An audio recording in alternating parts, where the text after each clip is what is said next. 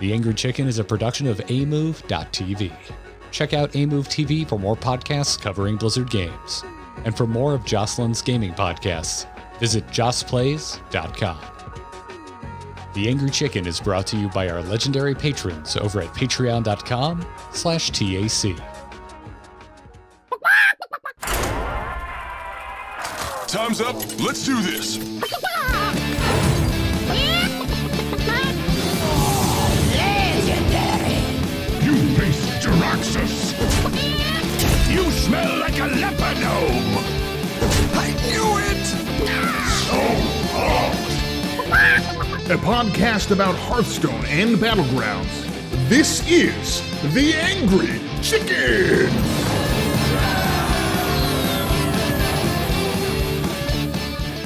Greetings and welcome back, everyone, to The Angry Chicken.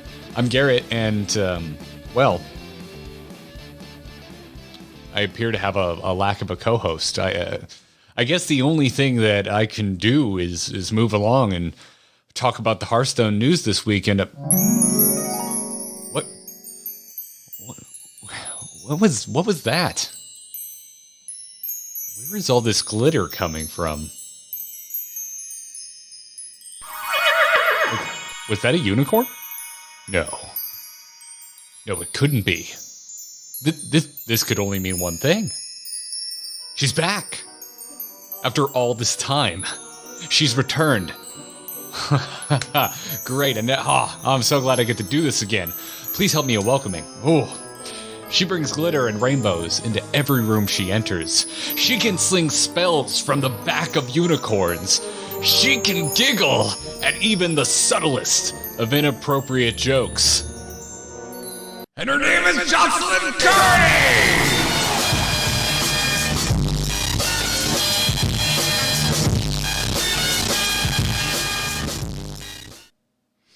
You're back! You're muted! Triumphant return! Oh, shit! Oh, welcome back, Joss! Oh, man, it's so good to be back. I was just saying to Garrett before the stream how freaking nervous I am, you guys. It feels like I've been away for like a year. Oh my god, that was so good. The raining glitter, just yes. Yeah. Podcast audio only listeners, do me a favor, watch the video version, at least the opening part, please. It's the full effect. You gotta listen to it. But damn, this is the longest break you have taken from this freaking program since we launched it in 2013. Yeah, it was, it's the longest that I've taken a break from content creation, like, period, ever. Like, as, I don't know if everybody knows, but I started Gamers in 2011, so it's been, like, legit 10 years of content creation, and I've never taken more than a week off at a time, so it's been, it was an okay break. I really appreciate you holding down the fort while I was gone. It was not the outcome I had hoped for, but I'm back, and it's I'm glad to be here. I'm very, very glad to be here. I missed you guys. It was a really hard decision to step away, and it was completely health driven, and so yeah, I'm glad to be back. I'm glad that you guys kept it going. I'm sad I missed a freaking expansion. Like, it feels like hold up, happened while I was gone. Well, good news. The expansion actually waited for you. It was kind of broken when it first launched. So. Oh my god, yeah. I saw all of those tweets. And I had thoughts. Oh my god, I had thoughts. I was sharing some in the Discord, but like, yeah, I did not agree with the vast majority of the internet. Yeah. Well, that's awesome. That's awesome, Joss. I mean, I miss you like hell. It's not the same without you. It's weird. We seem to have picked up this like third frame, this third chair while you were gone. Weird like blank space over there, Garrett. Like, what's going on, man? I don't know what to do about it, man. Joss, I'm gonna, unrelated though. I did get this new. I got this new hat. I was curious what you thought about this hat. Would you say? Well, I think because some people well with mine. I think. Oh wow, yeah, okay. Because some people have been telling me that my hat is a tad. What's the word they were using? Wacky. Ridiculous, maybe. familiar. You know, that reminds me. Yeah. I think I know just who can fill that third seat. Yeah. And if I remember correctly, his name is RidiculousHat!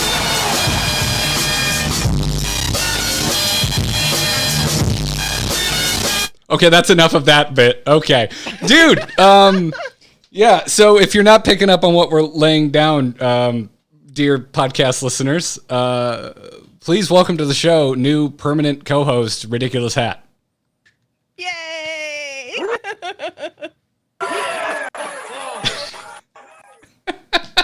I have a soundboard too.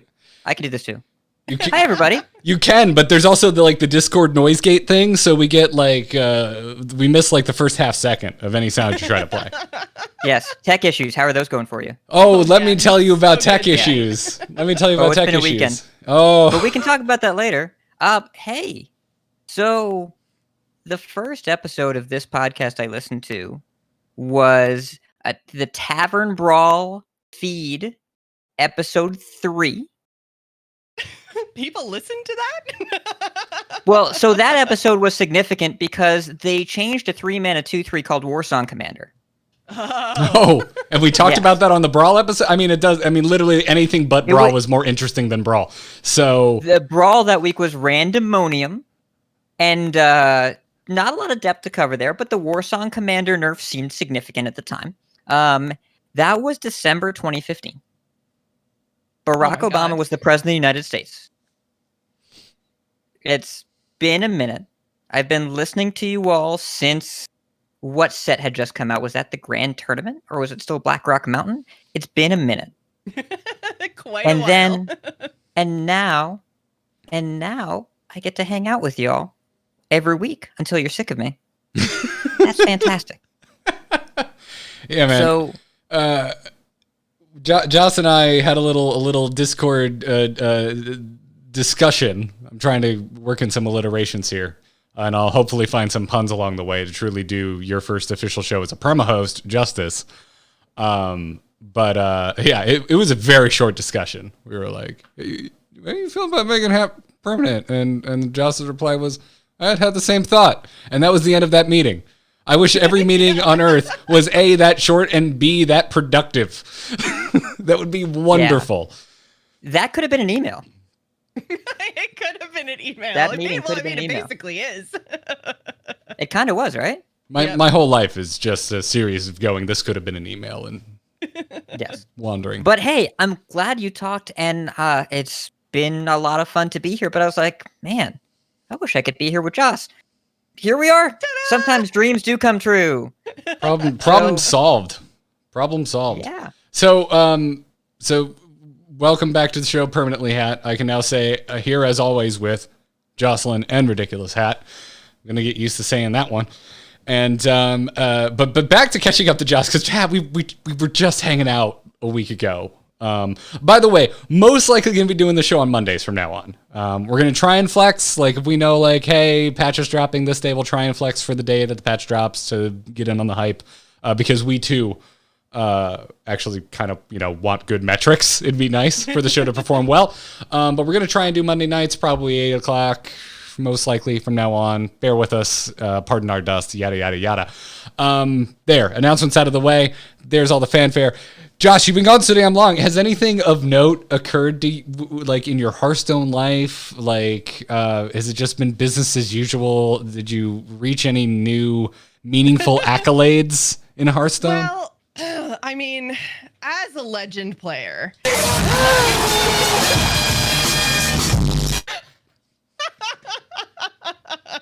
Yeah, so it turns out that the big push that I needed to get to Legend was a whole bunch of time off of podcasting for my health, a global pandemic, so I couldn't go anywhere, and also for my work to close down for a week because of the same global pandemic. So I had literally nothing to do except play Hearthstone.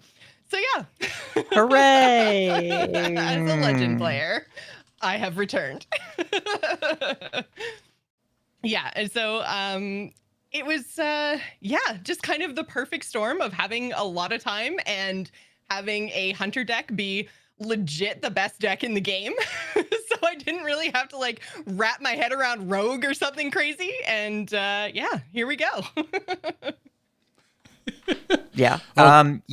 You were talking to me a little bit about this while you were playing, and your win rate was kind of insane. I went 47 and 17 in 2 days. Good Wow. Christ! What? Yeah. Wow. Okay. Because I went into this season and I wasn't really intending on climbing. It was a little bit like once we found out my work was going to close, I messaged Hat and I was like, what's even good? Like, I've got a week off work. Like, maybe I can actually make a run for it. And he's like, oh, play this hunter deck. And I was like, okay, cool. But I really didn't think that I was going to get anywhere because I've been like not really playing too much standard. I've been really invested in Battlegrounds. So going into this season, I only had 6 bonus stars. So I was like, I ran out of stars at like the top of gold. I was like, man, I'm never going to get there. And then I played this hunter deck and I was just like, win, win, win, win, win, win, win. And then I get one loss and then message Hat and I'd be like, why is this stupid water card in the game? Like, why can mages just draw for free? This is so stupid. And then it, win, win, win, win, win, win. Like, I'd have one bad game and then message Hat with a rant. Yeah. Yeah. You were like, there was one game in particular where you were complaining about stupid refreshing spring water, and you're like, I killed them anyways, but I was annoyed. That's not the point. They still shouldn't be able to draw for free. Yeah. They probably wish you still weren't able to kill them, but Yeah. So I've been playing Face Hunter ever since you mentioned that it might be kind of good. You have no stats to back that up, by the way, and no accolades, obviously. But I figured Joce is a good friend. She wouldn't lead me astray, so I'd start playing as well. And I, too, was very annoyed by refreshing spring water and yet have not lost a single game to a mage. Yeah, it doesn't matter. It doesn't matter that you win. It matters that it's annoying. Yeah, Because you're just sitting there and you're waiting for them to draw the perfect answer because they just drew like 4 cards in a row for free, and you're like, why? It turns out Hunter's just too good. Well, yes. Well, yeah. I would say all it took to get you to Legend Jocelyn was removing Demon from Demon Hunter. Yeah. Yeah, because also true. I think Hunter reminds me a little bit of Demon Hunter right now. Like, you know, a year ago. Yeah. not quite the same, but like, I don't know. See, Hunter was kind of the good guy before the patch because it was just there to beat decks of Lunacy, and we weren't happy about Deck of Lunacy. All right, we're all Christopher Nolan Dark Knight fans here, right? Because you know the quote, I'm about to pull out of my butt. Oh, yes. Yeah. Is the quote, I'm Batman. Close. Yeah. I think it was actually, at least I'm not wearing hockey pads. But, Yes. You didn't do the voice. You got to do the voice. No. No. Okay. Hat, swear to me that you will never do that voice. Swear to me. I can't make that promise. Driving me batty over here, Hat. You get the pun. Oh, Joce, I'm sorry. I've been not the best influence. Yeah, I realize that, but it's okay. It's okay. I definitely caught a couple of episodes while I was away, and yeah, the pun game was strong in Garrett now. I would say you've been a great influence personally. Well, thank you. See, he merely adopted the puns. I was born with them, molded by them. All right, Garrett, take the show back. Get that Don't Dark let me Knight keep going. Rises shit out of here. What are you doing? God, give me bat flash. Just think about, how does Bane eat? Carefully? Intravenously? I don't have an answer. I'm just curious. Yeah, I'm gonna go with intravenously. That's what I'm gonna go with. Maybe like his mask, the holes are each like one spaghetti noodle size, and so he just like slurps a bunch of, I don't know. There's vomit on his sweater already. One spaghetti. The amount of cultural references we just packed into that. Sorry, into that I'm brief very segment. excited Jocelyn is back, and when I'm excited to be hanging with my friends, I just start pulling references. That's what I do when I'm relaxed. Get a little ridiculous. I do. Oh, look at you, Joce. Look, it begins already. It begins already. Wait, this is for you.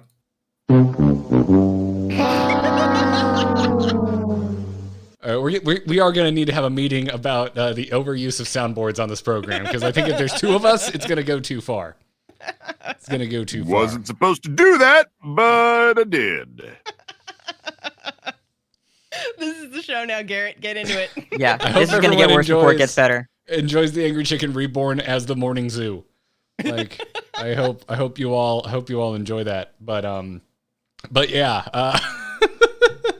So you've been enjoying, back to actual Hearthstone talk. You've been enjoying the meta. Apparently it's been kind to you. It has really clicked with you. Yeah, I mean, I was one of those people that wasn't as annoyed with the meta pre-nerfs either. Like I did manage to get up to plat before all the nerfs happened. I was playing Paladin, so totally degenerate season. Played Paladin before the nerfs and Hunter after the nerfs. So yeah, but I didn't really mind the meta, mostly because I'm one of those players that just doesn't have a whole lot of time on my hands. And I know Hat and I were talking about this in Discord at the beginning of the month, and like having a lot of conversations in the TAC Discord as well. I didn't mind the meta because it's the kind of meta that gels with me as a player, where there's like 3 or 4 decks that are really prevalent, and I know exactly what my opponent's going to do when I queue into them. Like I know that like all 10 classes having a viable deck, or multiple archetypes, even as we've seen in the past metas over the past year or so. When you get that many decks in a meta, it's great because everybody has a class that they like that has something viable to play. But if you're looking to like really learn it and really climb it, that's a huge ask for someone who isn't a like professional Hearthstone player or a streamer, right? Who isn't doing it 8 hours a day. If you only have like 1 hour a day, I was getting really frustrated because I'm like, oh my God, what is this person trying to do to me on ladder? Like, what do I even play? What do I even counter? And so it's very much like it's a more I guess like simplistic laddering experience, or like a more simplistic meta. But I actually really like that as someone who only has a couple hours a day to play Hearthstone. So I know not everybody was a fan of the fact that it was basically like 3 or 4 decks that were playable before the nerfs, but I was kind of a fan of that style of meta. So I know a lot of people got sick of it really quick, but I was like, yeah, I'll jam 15 games in a row against mages. Like, I know exactly what they're going to do, and I know how to beat it. So bring on the mages. Like, this is cool. So I know it's not for everybody, but I was actually that kind of matchup consistency is like really rare too over the whole history of this game. Like we have certainly had. Well, it felt like playing in a tournament, honestly. Like because I knew what my opponents were going to bring. Like I had an idea of what the meta was, and it was these few couple of classes, and I was like, I can learn this. I can do this. And tournament play easier, confirmed. Right? Is that what you're trying to say? I get it. Okay, Joce. I mean, that's a really bold. That's a bold stance to take. So I'm really proud of you for being so brave, and wading into those waters. Man, I'm gonna get so much hate mail. Listen, I mean, you're the one being brave and saying that tournament play is infinitely easier than ladder.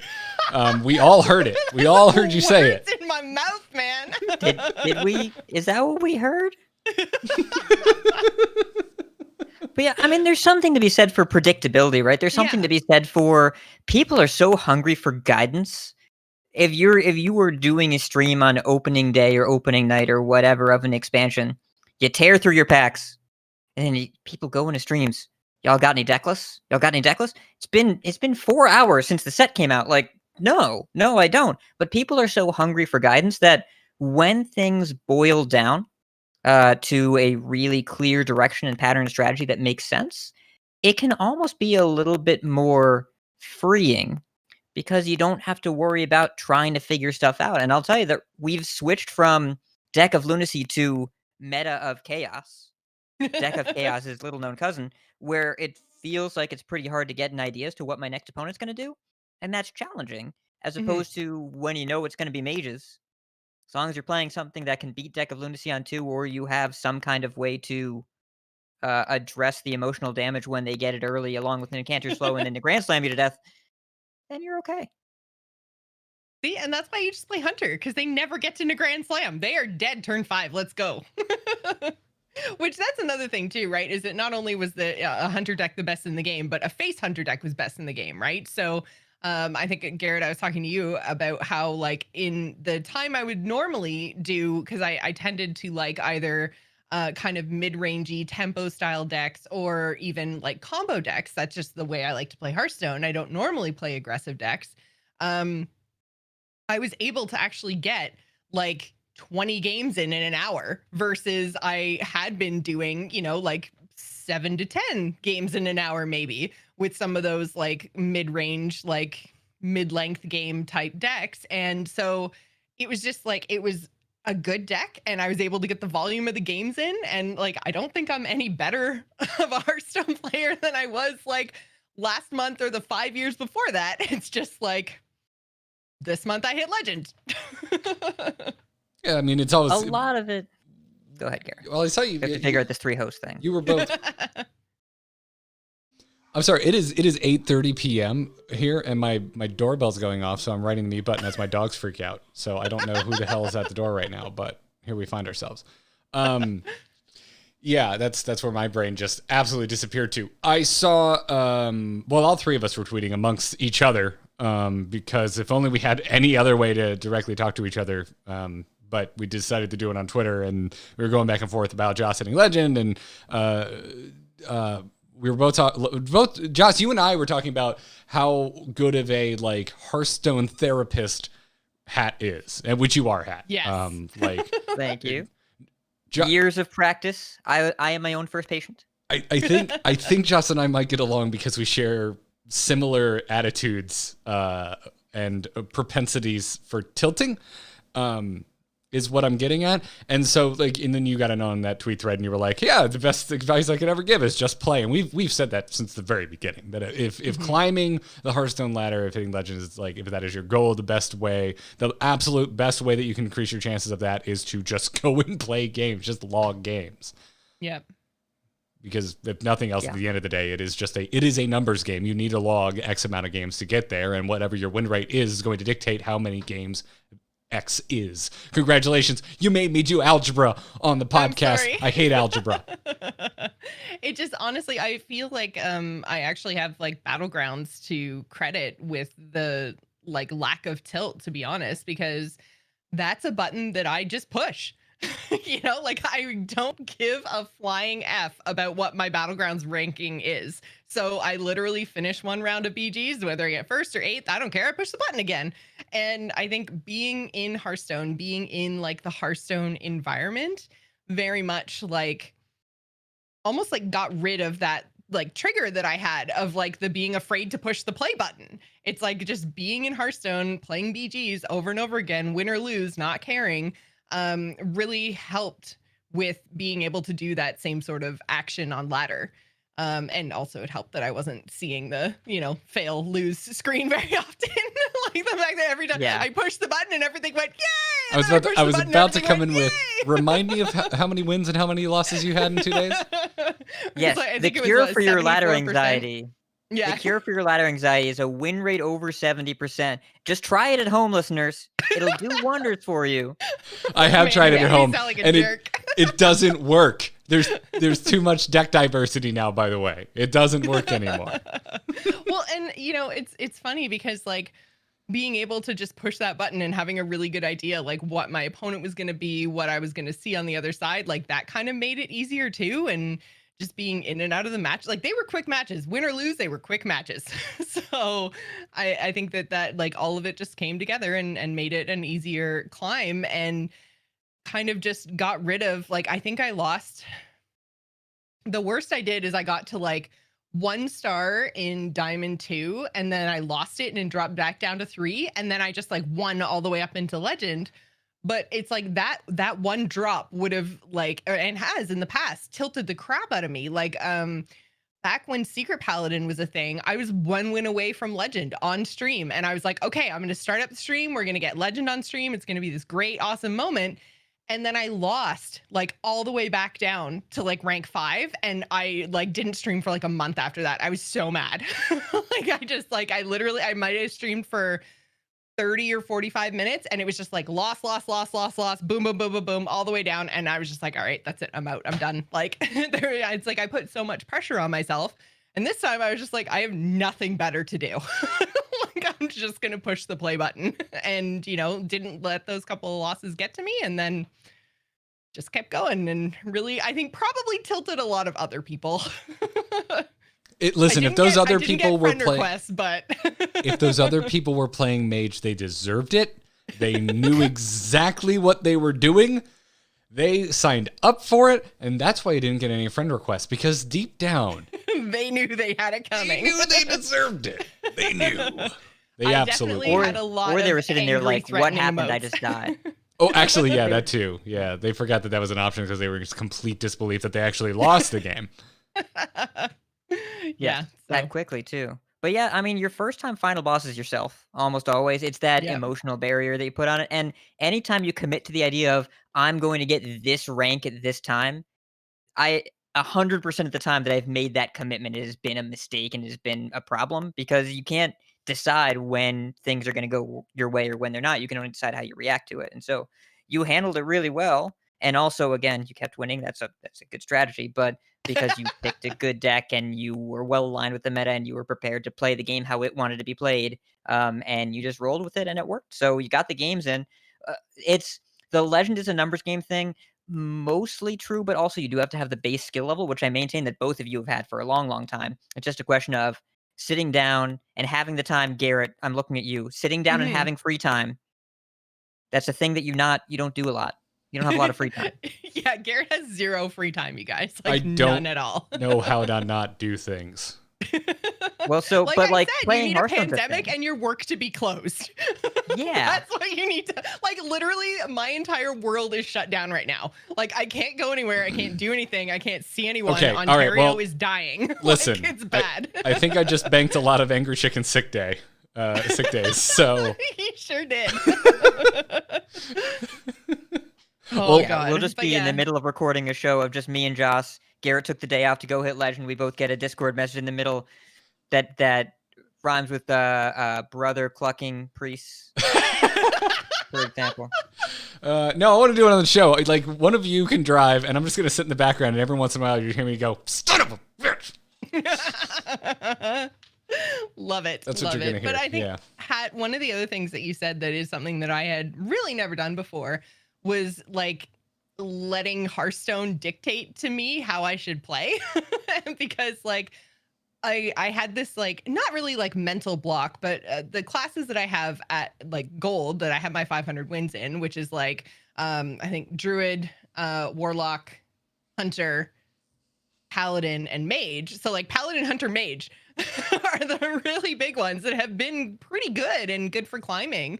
As soon as I got those 500 wins, I was like, I have to play other stuff. So I was playing like super off meta, trying to get my wins. Like that was like the goal that I would be setting for myself is like, okay, I'm going to work on my shaman and I'm going to play just a shaman deck. And it's like shaman might've been at the time, like the 6th, 7th, 8th worst deck in the game. And I'm like, why can't I climb? It's like, cause you're playing shaman. If you played Demon Hunter, you'd be legend by now. So like letting the game and the meta dictate what I played, I think also made a really big difference. And just like letting go and being like, all right, so Hunter's the shit. So that's what I'm gonna play. Yeah. And then, yeah, like being like, all right, Hunter, aggro, that's working, best deck in the game. Let's just go.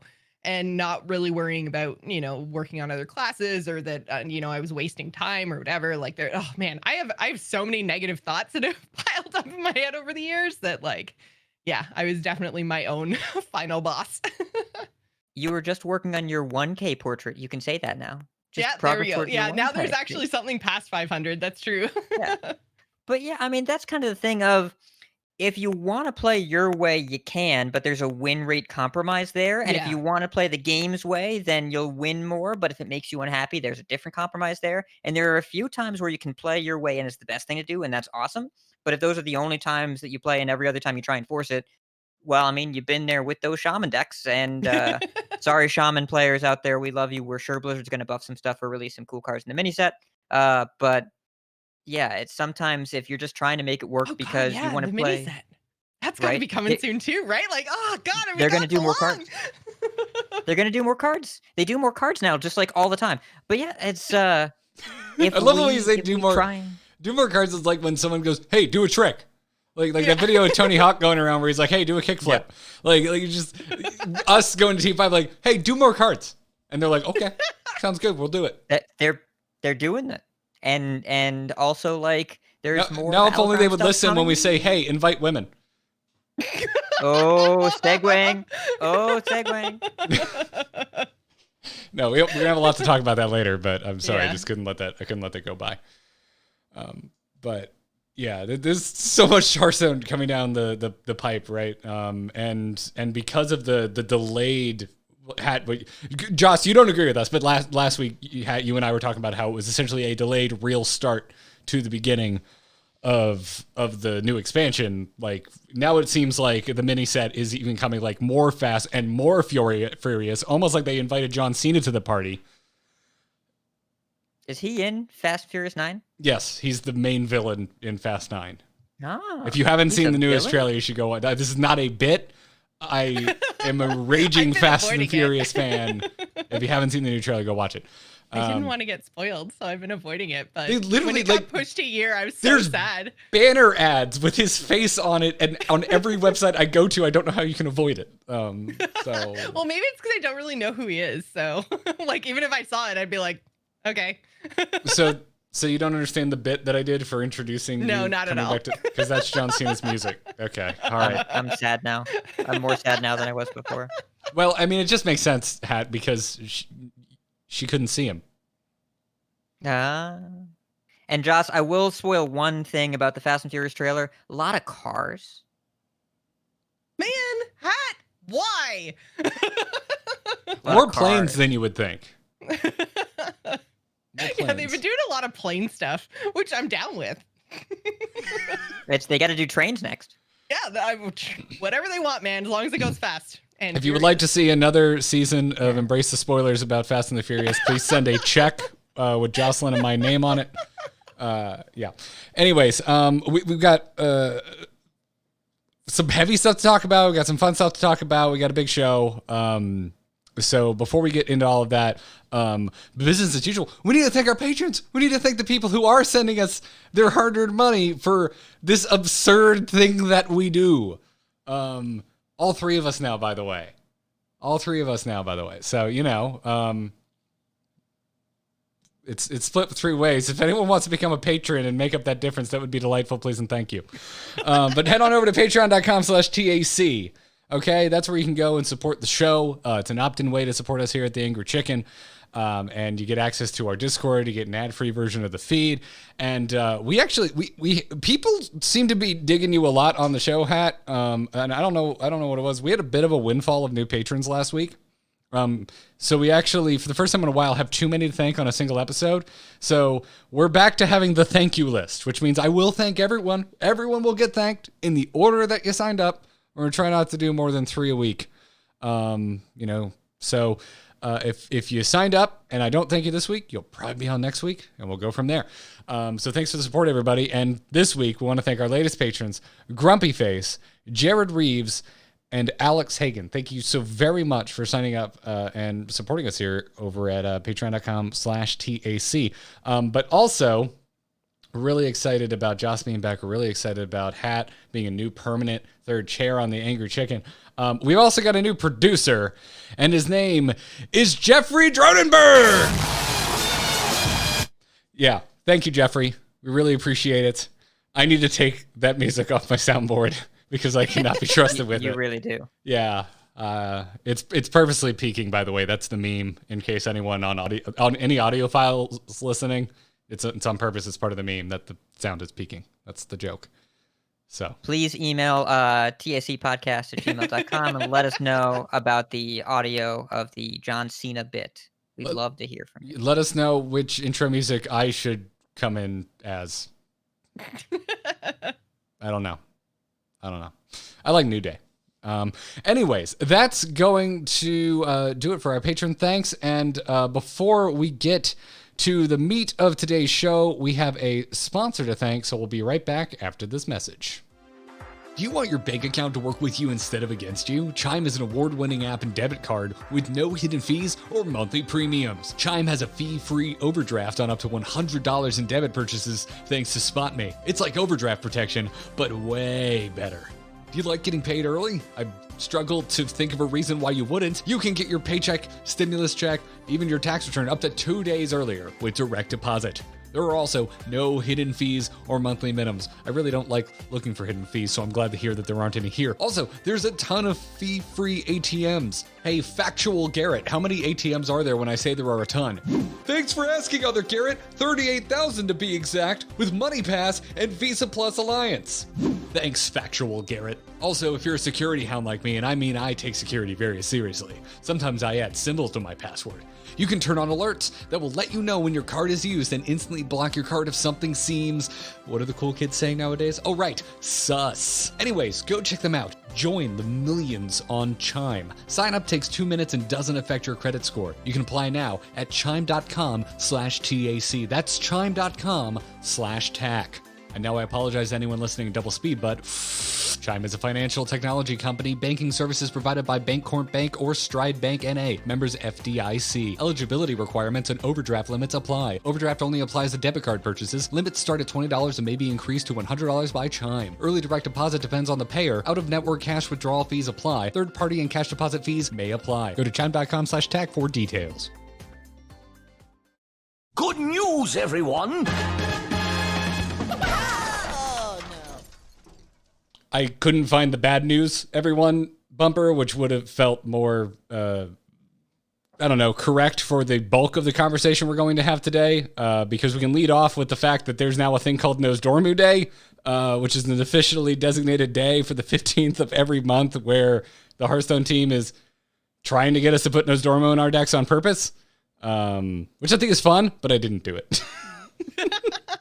I think it's a really fun idea too. I'm glad that they're trying some of these like little mini event things. Like it doesn't do anything. There's no rewards or anything else other than literally the fun of having speed Hearthstone randomly on the ladder. Like it's the kind of thing that I was really hoping would create a community. And I've heard from a bunch of people on Twitter and in the Discord basically saying like, man, I run Nas in every deck and I've never had a speed Hearthstone game. And that makes me so sad. I don't know. I feel like Nosdormu Day, the 15th of every month, will just give these awesome gamers a chance to find each other.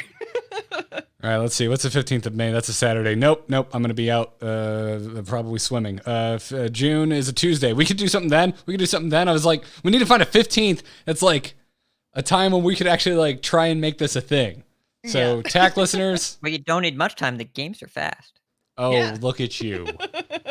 Only if my opponent has decided to also get in on the festivities, Hat. Okay. Which hopefully they do on Nosdormu Day. Let's be optimistic. Maybe something nice will happen. That's the lesson we want to take away from this week's news, right? Maybe something good will happen. Maybe. Yeah. So, maybe we'll do a Nas tourney, DG. There's been a lot of folks have been tweeting at us being like, hey, are you going to talk about this? Of course, we're going to talk about the Crossroads Invitational. There was no universe where we're not going to mention it. Also, great week to come back. Yeah. Welcome back, Joce. Nothing has changed. Yeah. Yeah. God, like, yeah, I don't know how to like properly lead into this because I'm sick of talking about this and I'm a guy, so I can only imagine how you. Actually, I know how you feel, Joce. We've been exchanging curse words with each other while discussing this outside of the show, but. Yeah, anyway, there's a new invitational coming. It was announced, and with that announcement just came a lot of outcry from the community about the lack of diversity in the invitations. And as with the last time this happened, there was a major focus on the fact that there just weren't that many women invited. So that's the kind of the best way I can wrap it up. We're obviously going to have a big chat here, but I don't know. I feel bad being like, hey, Joce, what's your take on this? Because I feel like I'm like serving you up as this freaking token just by virtue of being the only girl on the show.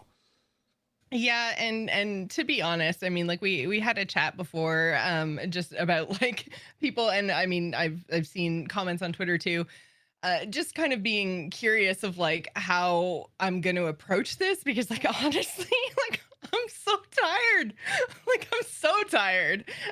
It's just at this point, it's hard to even know what to say. And I do want to point to a lot of other women in the community because I think they've been doing a really good job covering this. I think I was fortunate enough to have some time to be able to watch Slissa when she did her video live, and it's absolutely heartbreaking because the women in this community are just some of the most hardworking content creators I've ever seen, because like the hurdles that you have to jump over, and this isn't a Hearthstone specific problem even, but the Hearthstone community is not as great as it likes to think that it is.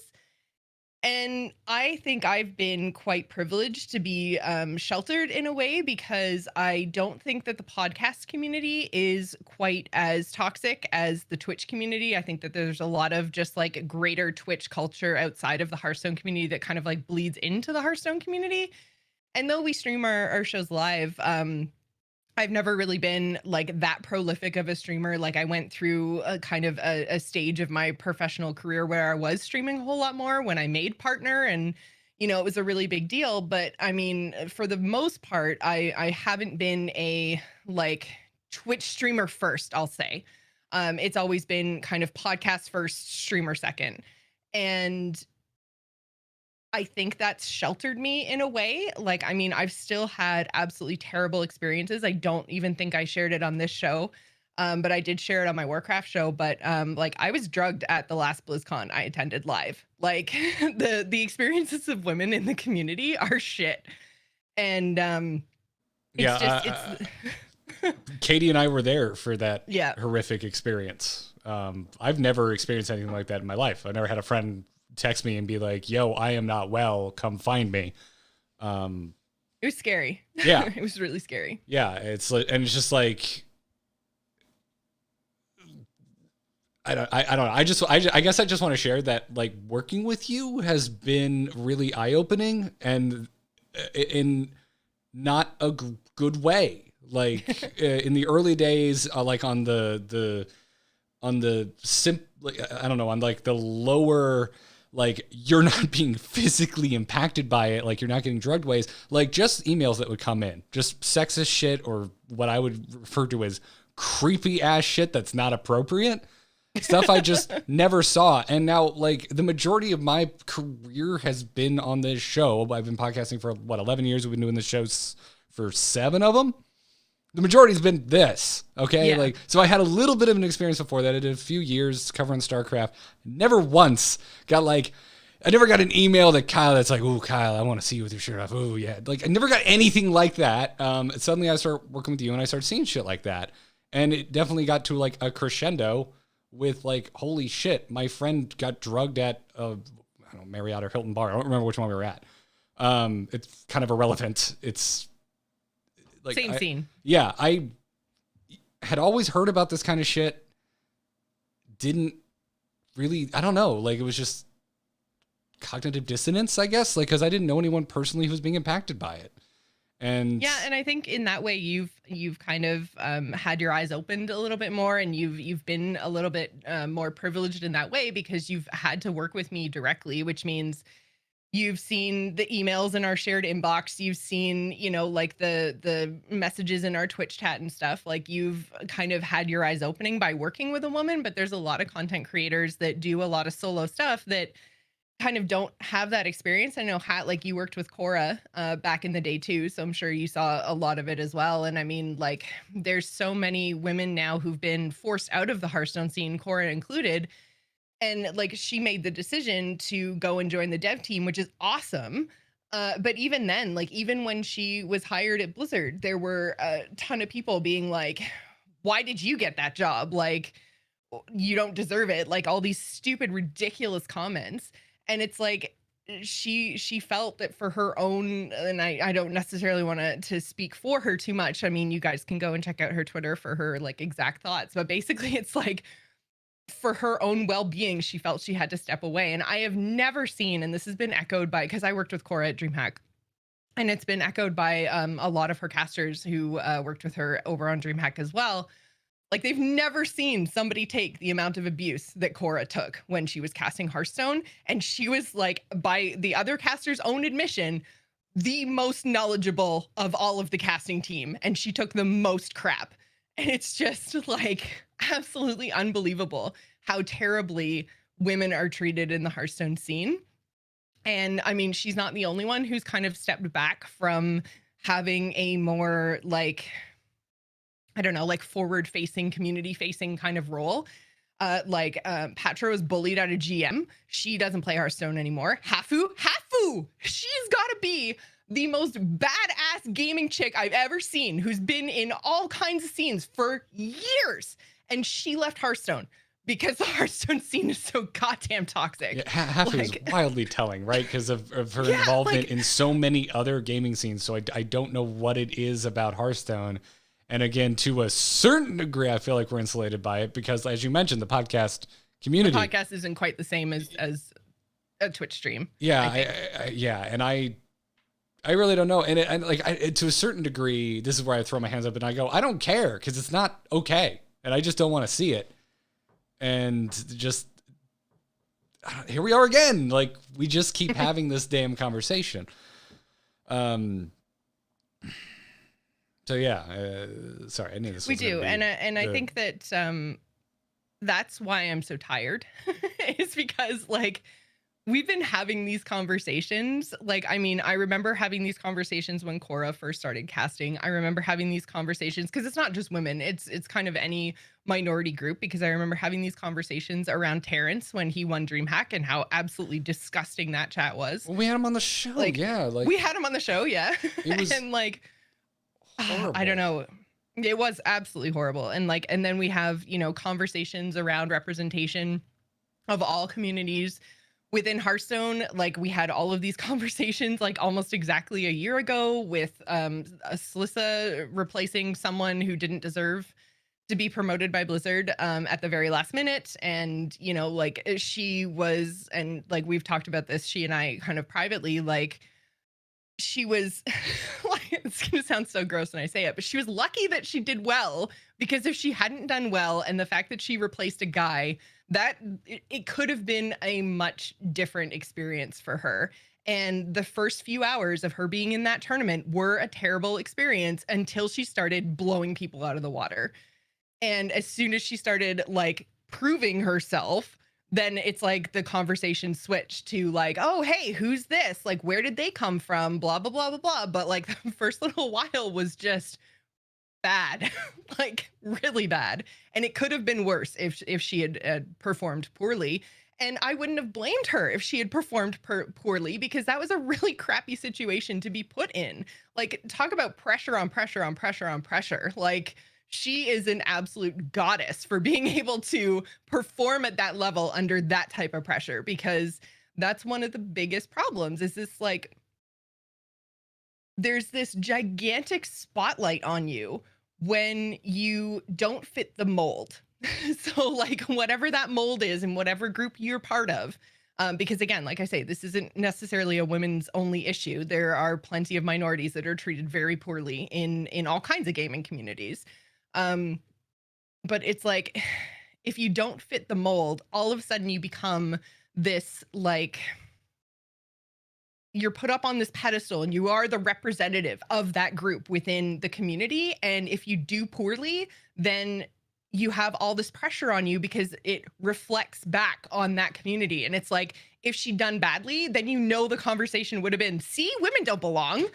Why did she get that spot? She didn't deserve to be here. And it's like, it's put so much pressure on the people who are put into that position that it's like, of course, like I wouldn't ever expect them to do well because they're just like highlighted in this negative light all the time. And the pressure and expectations are huge. And it's like I said earlier too, it's not just a Hearthstone problem, but I think in general, the Hearthstone community likes to, I don't know, think that they're better than they are. And I think a lot of that also stems from the fact that there's no voice comms in Hearthstone.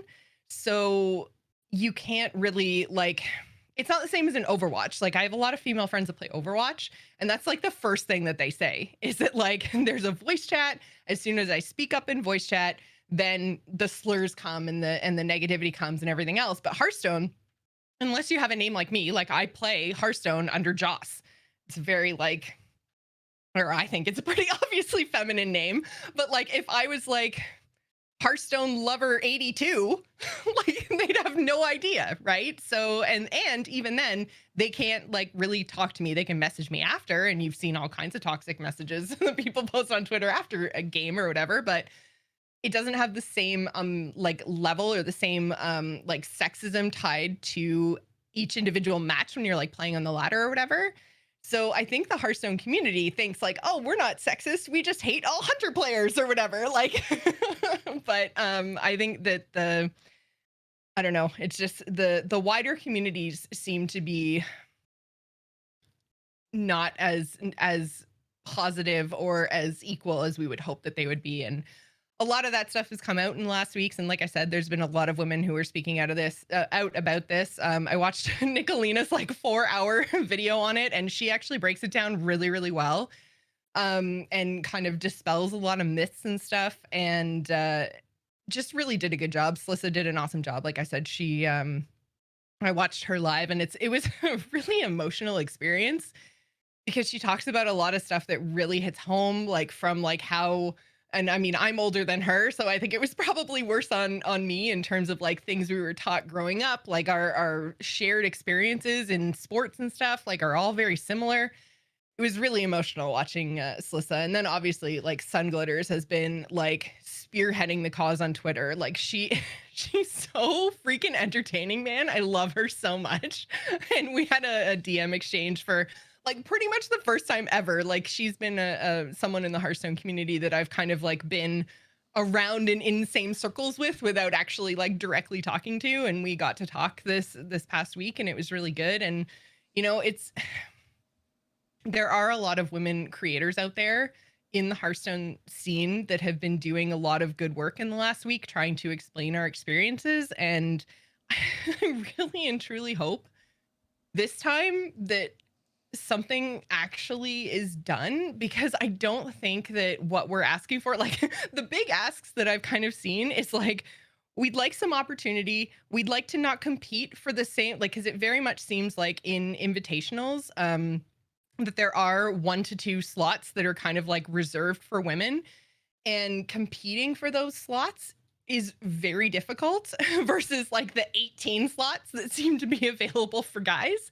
And so it's very much like creates this culture of like pitting women against women, which is also not the greatest. Like we kind of just want opportunities. We want to be heard.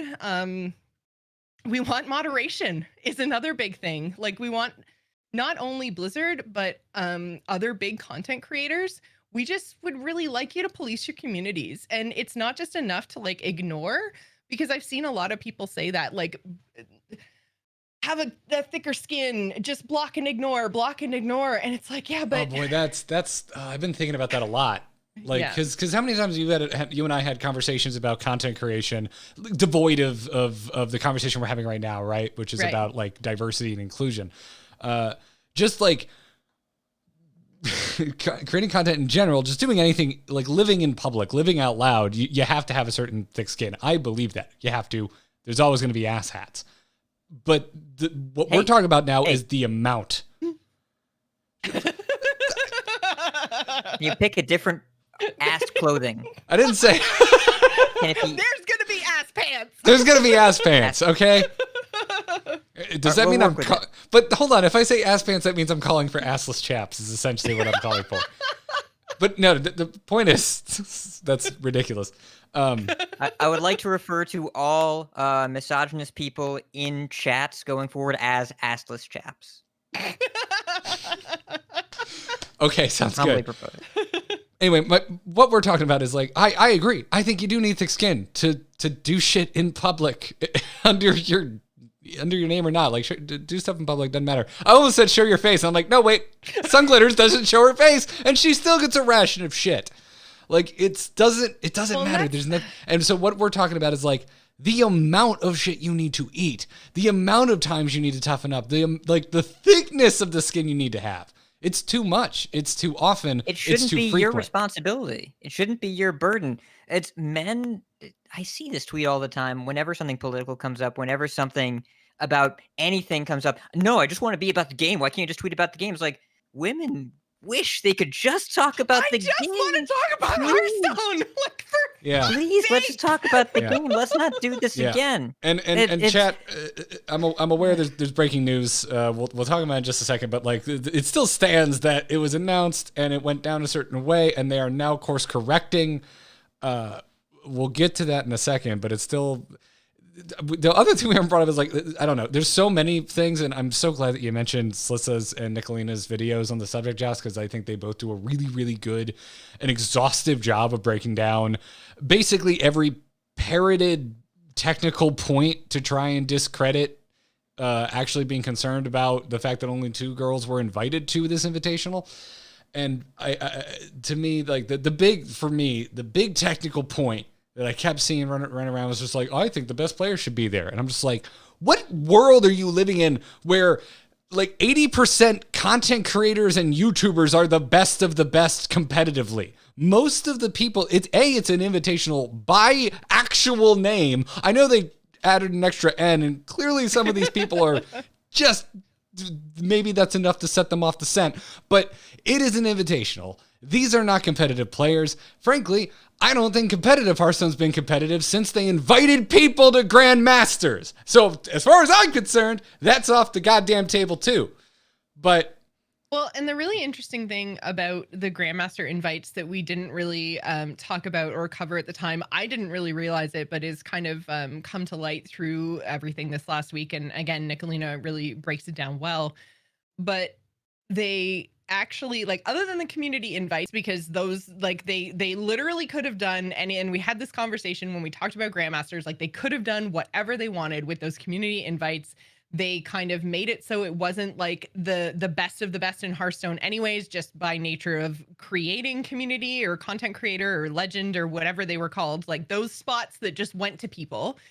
But even in awarding spots to people based on earnings, I thought that those earnings were like from esports specifically, like from previous were they called Masters Tour events? Anyways, at previous Hearthstone Tour events, like previous World Championships, all that kind of stuff. HCT, yeah, all that kind of stuff, like the official Hearthstone esports. I thought that's where the winnings were coming from, but they also incorporated money and winnings from invitationals.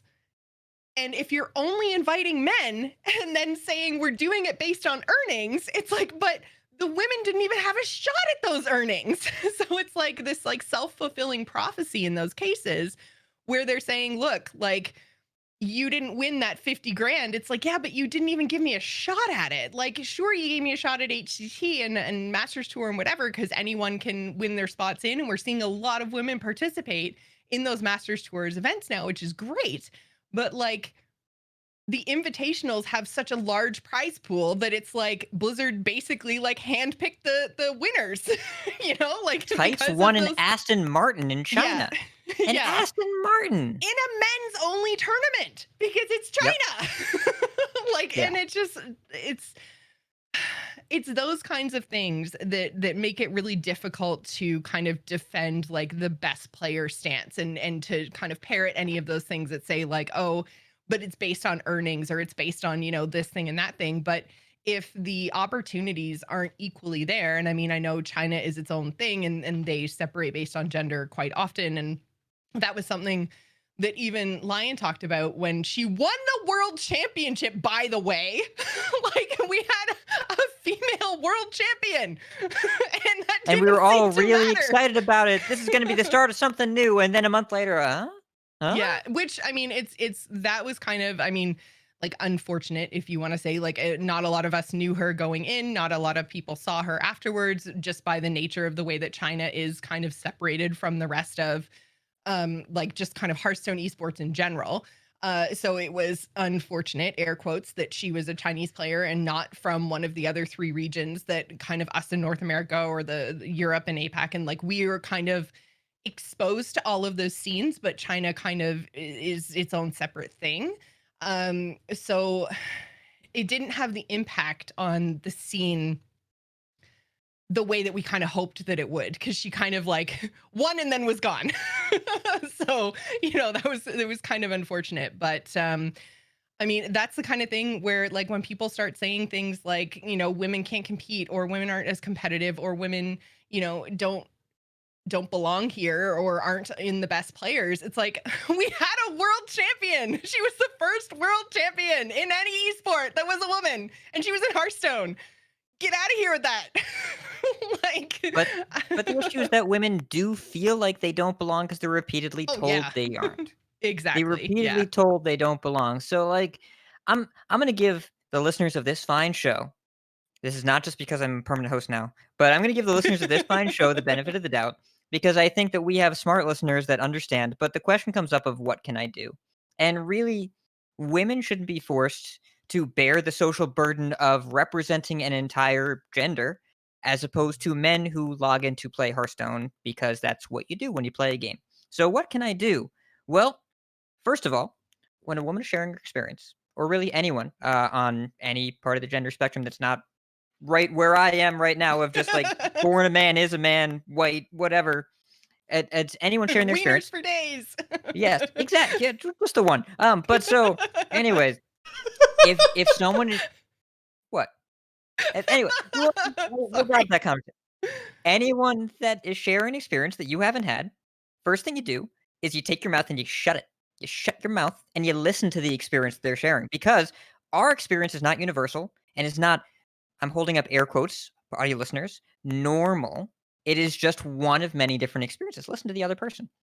If you are hosting a stream chat, if you're a streamer, whatever, create an environment where people can share things and not stifle other conversation.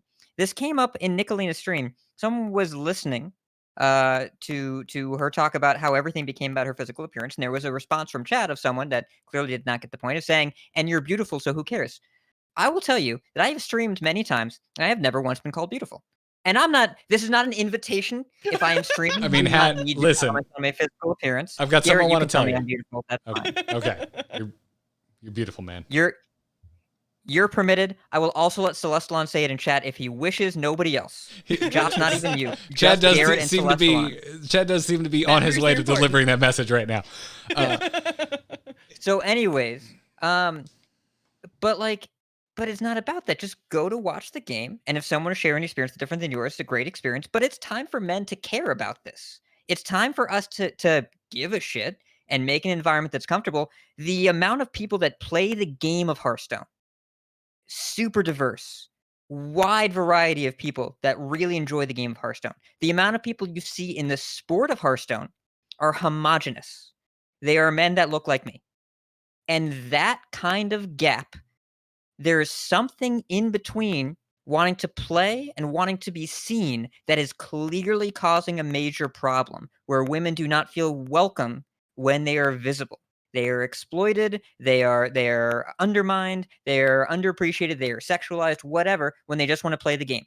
And so if there's a big difference between playing the game and being seen playing the game, the people that are watching need to understand what behavior to do differently. Women should be treated the same way that men should. I don't think this is a crazy idea, but there are so many things that if you are Garrett, you and I are in the same situation. We didn't know any of this stuff until we listened, until we heard, until we asked. And it's not women's job to educate us. It's our job to educate ourselves. It is our job to go and listen to the people that are sharing the stories and to shut our mouths for 1 second and just absorb the information and then change our behavior based on what we hear. That is the call to action here, of just listen to the people that are having the issue. That's all we got to do. And that is the bare minimum of asks. And yet, when I tweeted this out the other day, one of my favorite responses, I just tweeted out, "Hey, if you were here for a hot take, my hot take is I'm going to be quiet. We should be quiet and listen to the people that actually have the experiences. Women just want to play the game the same way that we do." And I got a response of, "No, I will not do that, sir, and you can lick my ass." That was a response that I got there. And just for saying, "Please listen to a woman one time," like, and that Well, and is that's the the kind of tamest possible comment. that's the kind of response I think that makes it so that men don't want to say something, because that's the thing. You can ignore and block, and men ignore and block, and they'll say like, "Oh yeah, when I see it in my stream or whatever, I block the person." But it's like, it's not enough. Like, what we would really like you to see, or would like to see from people who are in the community, men, women, whatever, it doesn't matter, everybody, we want everyone in the Hearthstone community to say, hey, dude in chat, this comment, not okay. And here's why. Stand up, be an ally, say something. And that response that Hat got to that tweet is the reason why a lot of men don't say something. Is they're like, I don't want to be seen as a white knight. I don't want to, take all the crap that I'm going to get for standing up for women. It's like, but we take that every day, all the time. Every single time that we are out there tweeting, streaming, making content, being on YouTube, doesn't matter. Anytime we put content out there, we're getting that back. Like, we're getting those kind of comments. We're getting those rude exchanges. And if This is you're on every game afraid to too. get This it, is not just Hearthstone no, either. it's not just Hearthstone. No, it's not just Hearthstone. And if your response is, well, I don't want to be a target, we're always a target and we don't have a choice. And it would be really nice if people in the community stood up and said, this is unacceptable behavior in our community. We don't want it. You're not welcome. Get out. We as men have power that we don't really realize over other men, because it's super messed up how it works. I have a small story. My wife really likes Magic the Gathering. She really likes playing Magic the Gathering, and I played a lot of that growing up, and my taste for the game has definitely diminished over the years after 15 years of playing it at a high competitive level. I can't really turn that part of my brain off, and it makes me feel like an angry teenager, so I try and avoid it. But she really wanted to play, so we played a bit. So she found a play group in the city. It was almost entirely men, of course, but they seemed really nice. There was this one guy that she made friends with. He seemed really nice, and they were talking, and he was really friendly. And so one day I had the day off. I go in with her to the city, and he acts different, and he doesn't act quite the same. Apparently he was really friendly to her, and would touch her shoulder and would give her advice on deck building and all that stuff. And then when I was there, he suddenly had a new girlfriend, and her name was suspiciously close to my wife's name, but that's neither here nor there. And he definitely was more distant, and he talked to other people way more. And then when I played next to her and with her and all that, like, we clearly, she's my wife, we clearly have good chemistry or whatever, and other people were enjoying it, but he was kind of on the outskirts. And then after that day, then they kind of stopped being friends. They kind of drifted apart, and it was pretty obvious that his interest in her was not platonic. And once I became known as a real part of her life, then that friendship vanished, and it was devastating to her because she thought she could trust, and she couldn't. And this happens all the time, that it's just a means to an end for some guys, and these circles are not safe for women. They are not safe. You can't trust anybody. You never know who's really your friend. It's messed up. Well, and it makes it hard to go in and participate then, right? Which to kind of like bring it back to everything that we've been talking about is just why representation is important. And it's because the more women that you see in a scene and doing the thing that you want to do, the more welcome you're going to feel. Because I mean, your wife's experience is something that I've also experienced of, like trying to break into these different groups and these communities and stuff. And like, you're always looked at weird, and, you never know who you're safe with. You never know who you can trust. And even people that you think that you are safe with and that you can trust, it can turn out that that's not true. And it's, like, you emotionally invest into a community, and then all of a sudden you can't hang out with that same group of friends anymore. Or, like, you can't do the things that you wanted to do because someone has created this unsafe, I don't want to say unsafe space, because, obviously, like, safe space has all these like connotations in our society now, but like talking about like being actually like physically unsafe, which is something that, like, a topic that's very near and dear to my heart now. But it's like, it's just the kind of thing where sometimes I don't think people understand how difficult it is to enter a room when you're the obvious odd one out. I'll put it that way. And you don't feel like you have anyone else there that you can kind of feel safe with, or that you can, potentially have something in common with, even an icebreaker in a conversation. A lot of the times you feel like when you enter those rooms that you are like being spoken about behind your back. There's a lot of just kind of inherent hostility. A lot of like literal backs will be turned to you, like, and the ones that aren't are being super creepy. Like it's a lot of real unwelcoming spaces in like not only the Hearthstone community, but just I mean, even society at large. And it gets exhausting, guys. It's really tiring. Yeah, it's just like, I don't know. We've had a lot of these conversations. I guess more me listening to you tell me about these events because I don't have these experiences, and so like case in point, it's just so exhausting and disappointing when another invitational comes around and just keeps making the same mistake, things that have been brought up before, and I don't know. Do we want to talk about the tweet now? I think we should because and I haven't read the tweet, but I think I've seen a couple of things flash by in the chat room. So I mean, like, I think that this is actually a perfect example of men in the community doing the right thing, and I'm glad that they did, because I really think that Blizzard has dropped many a ball in the I mean, I feel like I've done my part and many other women in the community have done their part over the past year to bring these things up to Blizzard, and nothing seems to change. So this is a perfect example of like men taking the initiative within the community to say, I don't need this opportunity, give it to somebody else. And I very much appreciate that, because as far as I know, again, it's mostly stuff that's been flying by in the chat room. So sorry, guys, if I get it wrong or if I haven't seen it. But I guess Regis and Crip both dropped out of the invitational to give their spots up. And I think, was it Luna? And I didn't catch who the other one Avalyn. Avalyn, okay.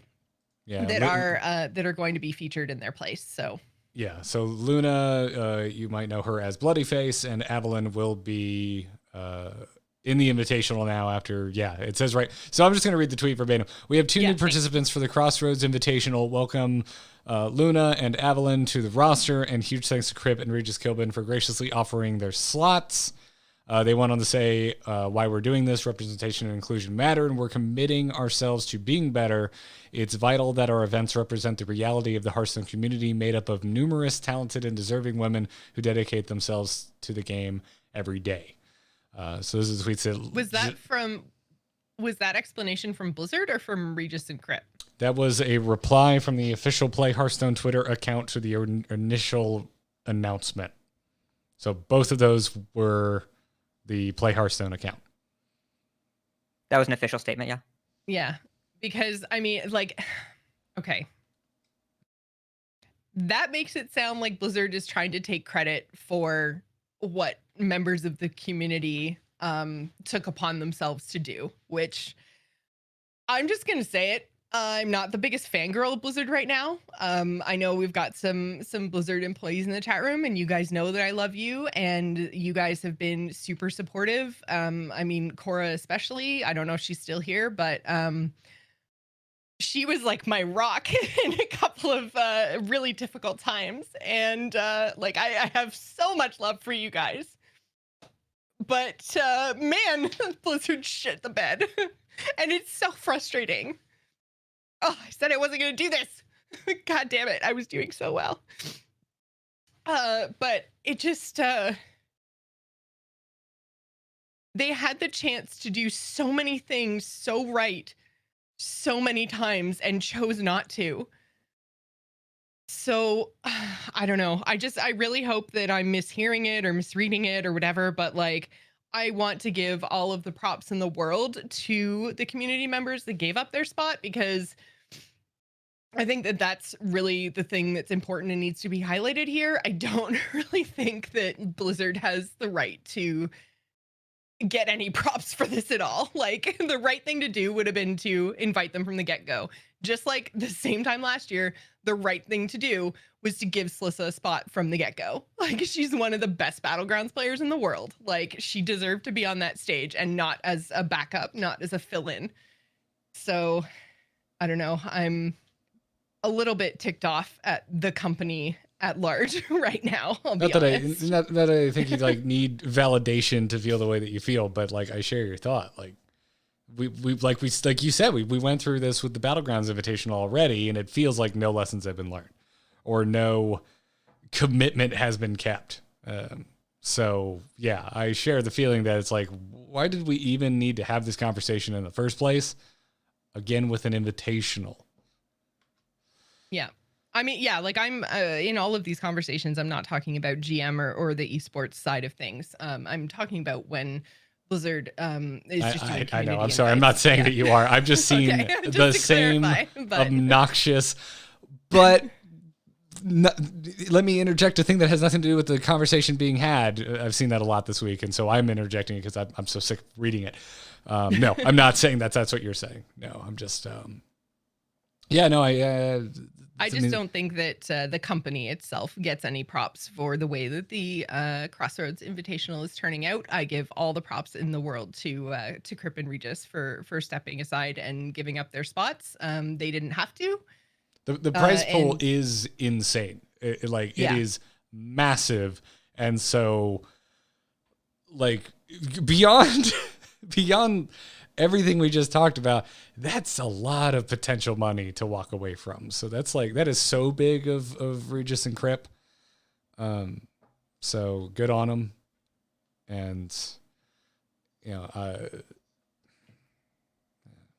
don't know.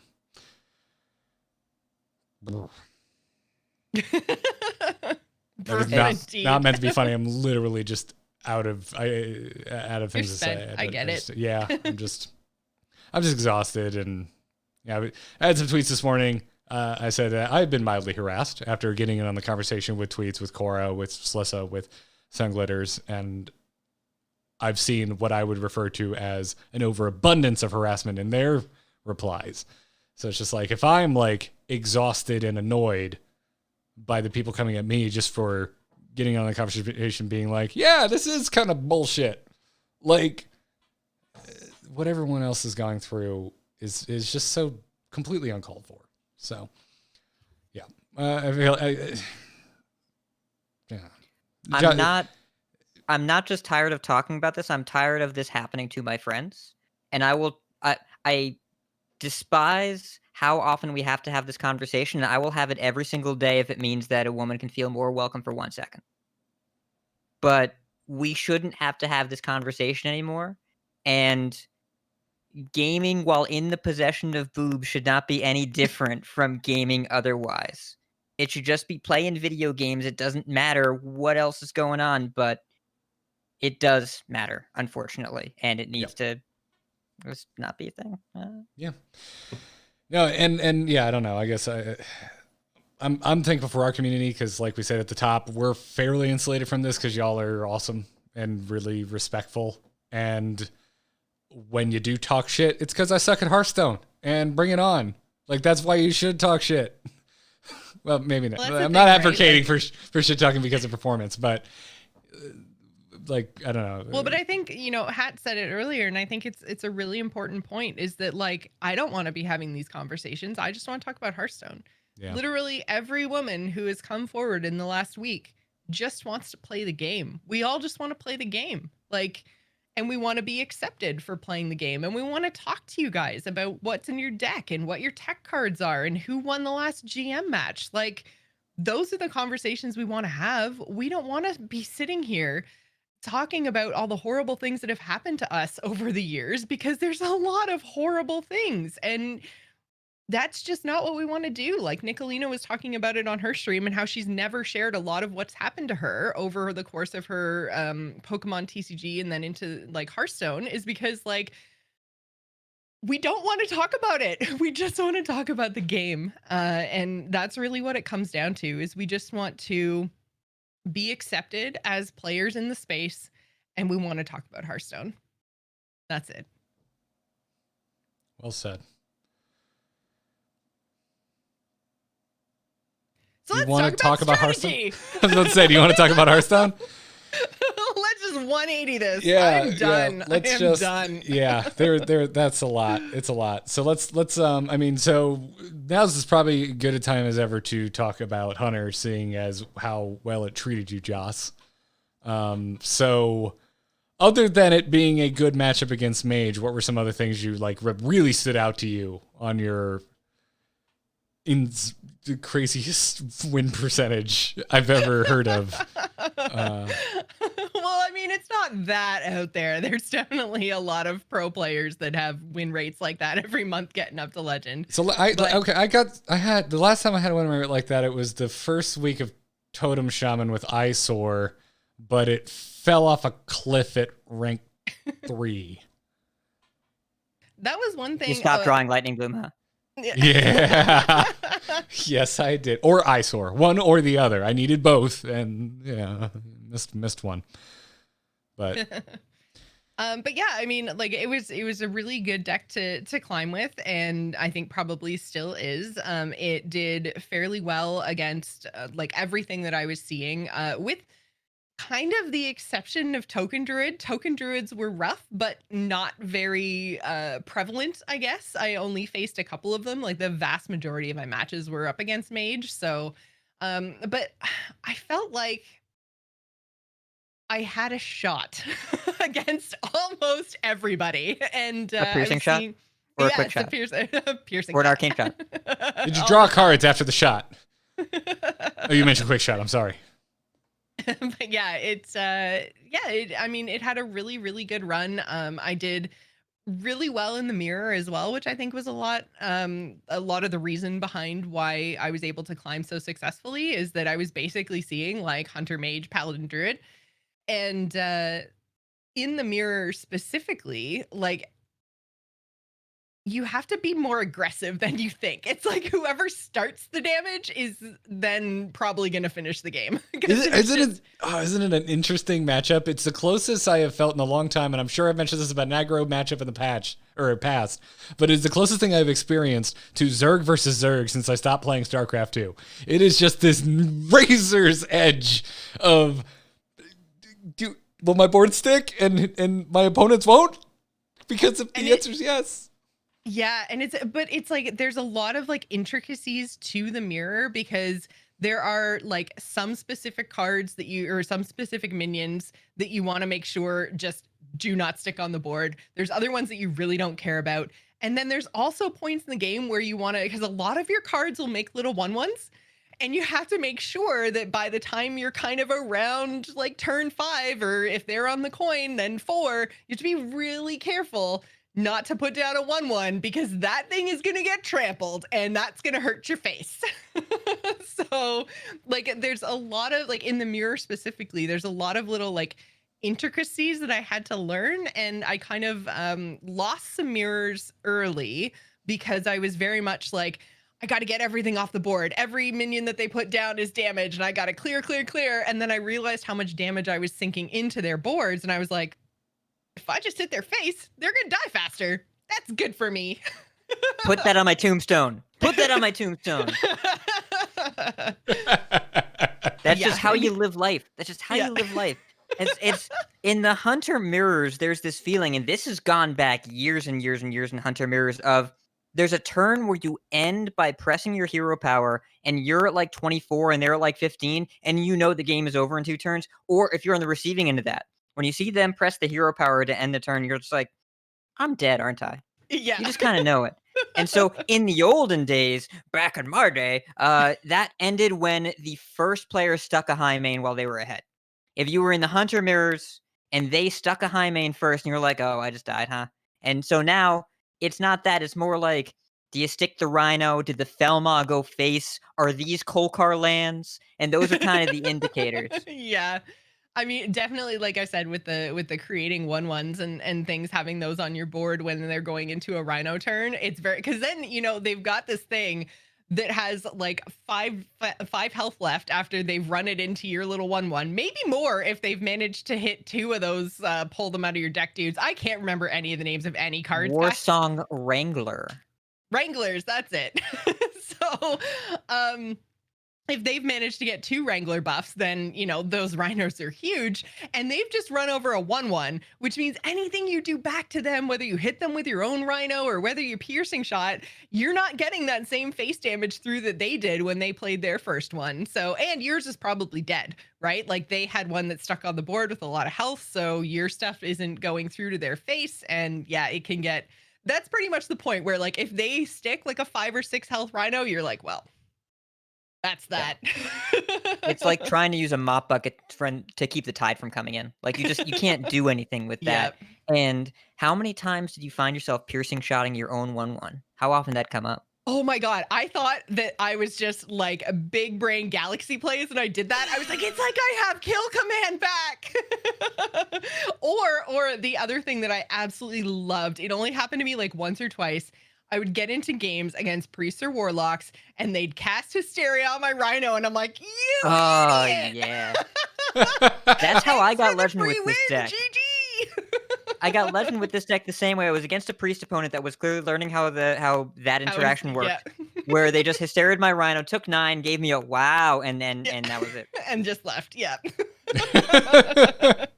So wait, it feels like they're embarrassed to stay in the game at that point. They're just like, oh no, not quite what was planned. Concede.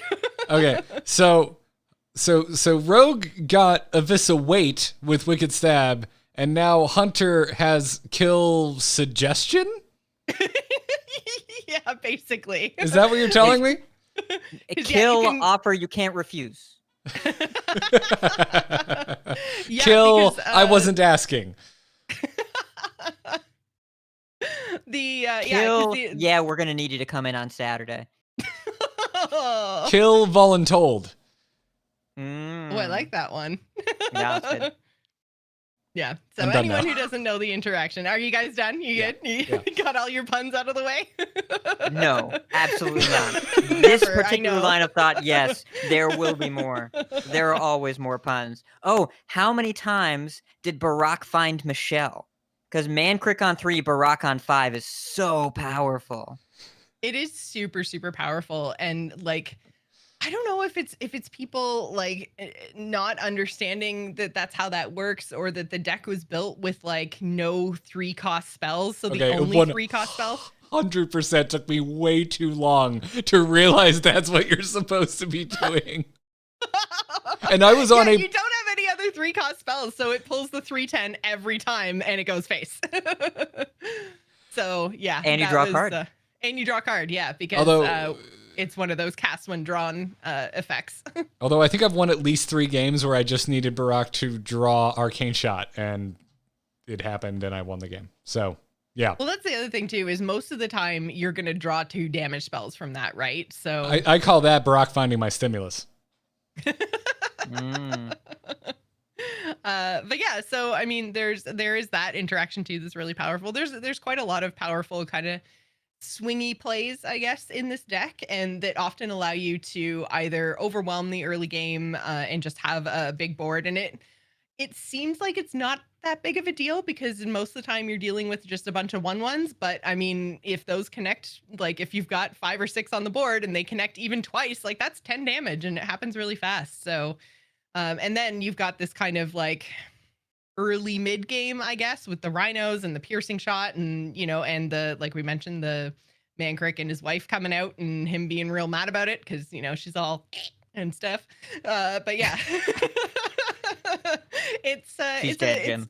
It's a pretty good, pretty solid deck, and it's not too tricksy. Like I said off the top of the show, is that I didn't have to learn crazy rogue things to win games. Indeed, do not need to learn crazy rogue things, but low APM requirement. If you had to add Nozdormu to a deck, this would be a good one. Absolutely. It would definitely be more of a detriment to your opponent than it would be to you. Yeah. Until you hit the mirror, and then you just be like, no, I need to actually think for a second. Hold on. Yeah. I was definitely like frantically clicking at boards a lot, like just like all over the board, all over the sand for no reason. Because I was just like, oh my god, hurry up! I just want to kill you and move on. Let's go. Hurry! Play your turn. Why are you taking so long? Then I'd be like, card, end turn, go. A true face hunter after my own heart. Yeah, that's really the key to the meta, is how many times can you click a board during your opponent's turn.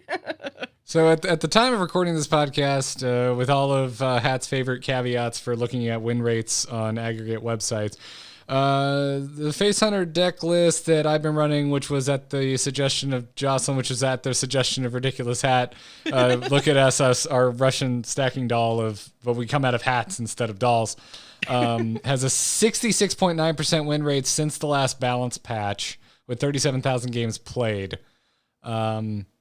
I think it's doing okay. I think it's still doing okay. Even though I think much early in the program I said, hey, you're not going to just hit mage every time. So but you're still fine. It looks like some of its worst matchups appear to be Secret Libram Paladin. And that's about it. I didn't necessarily find that matchup to be too difficult. And it's close. It's close to a 50%. It's more so that you have to ride the line in that matchup between being aggressive enough to kill them before they can get Libram of Hope down, and not too aggressive so that you leave too many things down for them to kind of like buff and get out of control and basically outrace you.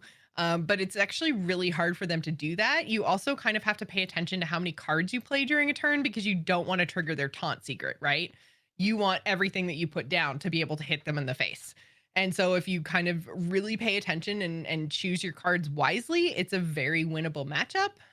But I think if you just kind of like try to blindly hit face, you're probably going to have a hard time. But I think like even just denying them like a Hand of a Doll target in the first like 2 or 3 turns, like they can buff whatever they want on turn 4, 5, 6, because again, as long as you haven't triggered their taunt, they're going to be pretty low. And as long as you can kill them before they get the Libram down, then you're going to be in a really good spot. So I usually found that even by the time they hit turn 5 and they put down their taunt Libram price reducing guy, I didn't even need to run anything into them anymore. Like I was very much just like using my like quick shots and my arcane shots and stuff and just hitting them in the face and hitting my hero power. And they were down to like 10 life by that point too. So I think you just have to be aware of what they're trying to do, which is kind of like generic Hearthstone advice. Like be aware of what your opponent's trying to do and kind of counter it with your plays. I think we need which also helped. I played a lot of Paladin in the first half of the season before the nerfs, so I was very familiar with how that deck played. So yeah, especially since like what you're concerned about is like the Libram stuff coming online and making too large of threats for you to actually power through, right? Right. Because that's been playing the same since that archetype started working. Yeah, basically, I mean, if they get a Libram of Hope down, you lose. Like it's painful. It's very, very painful. Yeah, it's too big. The taunt's too big and the heal's too much. So have we coined a new phrase, by the way? Because like while this deck has plenty of damage that can go over, like we always talk about damage going over, do we need to start talking about damage going through? Because that's what's freaking happening with Piercing Shot and Trampling Rhino. Yeah, you just kind of run him over. Yeah, it's really satisfying too, I find, to like use the Rhino, kill something off, and also still get damage through to the face. Like it's a satisfying card to play. This is also a matchup where Rinling's Rifle is fantastic. I know. Freezing traps, so good. Yeah, every single time that I played that card, I could hear Garrett in my head being like, see? But were you not a Rinling's Rifle believer? This was the first ever instance of hashtag Garrett was right. Yeah. Except this time it was hashtag Garrett was Rinling. I very much how was that not Garrett was Rifle? I think that was a half-cocked pun. Rightful? Should it be right? We'll figure it out. We'll work on it. Josh, you were saying that I was listening to Regis just before we recorded the show where we talked about Rifle, and I was very much in his headspace where I thought, like it's expensive. Like why wouldn't I just like run the secrets that I want in my deck? But it turns out flexibility is actually really helpful, specifically like you were saying. I would choose like Explosive Trap if I was up against a Token Druid, where I would choose Freezing Trap if I was up against a Buffy Paladin. So the flexibility there was really important. And it was more so that I was looking at it and I was like, like only 2 durability, only 2 attack. I'm paying 4 for this, like, true silver even. Like I kind of wanted it to be like a 3/2. And I also thought that Eaglehorn Bow interacted with secrets in a better way. That would maybe be like, I was kind of thinking of putting Rinling's Rifle in like a secret deck, and I was like, but why would I do that when, Eaglehorn is just better? And so that was kind of in my headspace, and Garrett was like, no, this thing's going to be great. And Garrett was right. And I was Rinling's wrong. Rifle And, is your secrets. Yeah. Why dilute? Like, I mean, now actually it's funny because like post the, I just keep calling it the Paladin weapon. I cannot remember the name of the damn sword. Sword of the Fallen, which is now Sword of the Fallen, and I can't get up. It's the nerf. It's not Sword of the that still bad. totally good. Yeah, it's still fine. Yeah. Sword of the kind of injured. I don't know. It's still totally like a reasonable card to play, which is kind of how they're balancing now, right? They're clipping things. They're not destroying things, except Deck of Lunacy, which is pretty bad now. If the history of Hearthstone has taught us anything, is that we want to play secrets, but we don't want to play secrets. We want to play. We want to have secrets. We don't want to pay for secrets. We don't want to pay for unless them, you're yeah. a rogue with Hanar. And man, let me tell you, as a person that enjoys a rogue, I can't wait for Hanar to rotate out, because playing against that card is incredibly frustrating, and just secrets for over and over, and different secrets. And they can be any kind of secrets. You don't even know what secrets are in standard anymore. And maybe it's a flame ward. Oh wait, flame ward rotated. It's an Oasis outlet. They have the water elemental. What happened? So, anyways, outside of rogues, no one wants to pay for secrets, but they want to have secrets. And so Paladin did that. They were a little too good. The second Oh My Yogg was the tilter. The first one was fine, whatever. But yeah, it's Paladin, like, still good. Face Hunter, I think now is slightly unfavored there. You'd rather play against the lower curve aggressive build than the bigger Libram of Hope build, which is a good thing. Well, we don't really want to face the way priests. It should be, right? Like you Yeah, put I think so. a card like Libram of Hope. I guess there's so many Librams I should specify. But you Yes. put Hope in your deck because you want to win matchups against aggressive decks. Like that's why it's there. It's like an anti-aggro card. So Yeah. it's working as intended, and I think it should be powerful, and it should be a game ender against someone who's just trying to punch your face in like I was. Yeah. Like, if you're playing that card, you want 3 things. You want heal, you want bubble, you want taunt. So you get heal, bubble, taunt, and then like, and the hunter's like, I don't like any of those things. I'm gonna go, and that's really it. Yeah.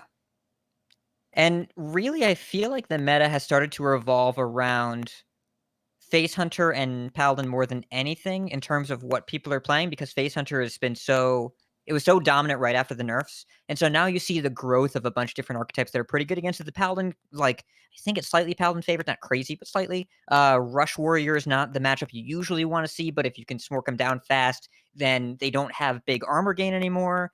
And yeah, you really I think don't I see lucked priests. out. I think I lucked out in a lot of those Rush Warrior games because I don't think I lost to any of them, but I also think it was in the very, very, very early, like even like first day of that deck kind of coming to prominence. And I don't think that they'd 100% learned how to play it yet. And and they were still playing Outrider's Axe, the 3/3 weapon that trades. And people, it took me like a few days to realize there's no shield block in my deck because it's not in standard anymore. And so people were so used to face tanking with Outrider's Axe. And it's like, you can't afford to take that damage. Take that card out of your deck. You can trade with your minions, but you trade with your face, you're going to die. You're going to get hit by a Rhino, and then you're going to get pierced and hero powered, and you're going to die. So people stopped face tanking with weapons so much, and the Warrior definitely got better. But yeah, I think you would hit Legend like right when that deck started to become a mainstream ladder contender. Yeah, I think I only played like maybe 3 or 4 of my games in my entire climb was against that Rush Warrior deck. And it looks really cool, and I want to give it a try. But I've definitely been like the opposite of like my rank's fallen like 2,000 slots, I think, since I got Legend, because I've definitely been like anti-gatekeeping. I've been like going in and just being like playing a couple turns and then going, oh, you got this, you got me, concede. Just in case I'm the final boss for anyone hitting Legend. Gate unlocking? Yeah, gate opener. Wait, no, hold on. I've got it. Welcome matting. Yeah. Oh, there you go. Door holder welcome matting makes it feel like they're literally stepping on you as you welcome them to the sweet embrace of legend. Are. You're putting the mat down. All right, I mean, maybe you don't love your shirts as much as I do. I was trying to give you a cleaner out, but sure, that works. That works. We can't door hold. Social distancing.